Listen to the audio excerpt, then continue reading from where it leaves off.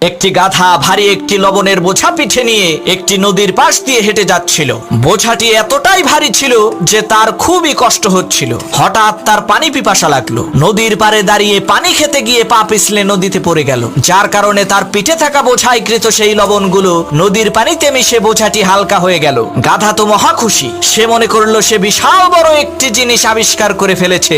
সে ভেবেছিল নদীর পানিতে নামলেই মনে হয় বোঝা হালকা হয়ে যায়। পরের দিন সেই গাধাটি বড় একটি তুলার বোঝা পিঠে নিয়ে ক্লান্ত হয়ে গেল। পথিমধ্যে একটি নদী দেখে সে খুবই খুশি হলো। হোঁচট খাওয়ার ভান করে সে নদীর পানিতে বসে পড়লো। এতে করে সেই গাধার পিঠে থাকা তুলার বোঝাটি নদীর পানিতে ভিজে আরো ভারী হয়ে গেল, যার কারণে সেই গাধাটি আর উঠে দাঁড়াতে পারলো না।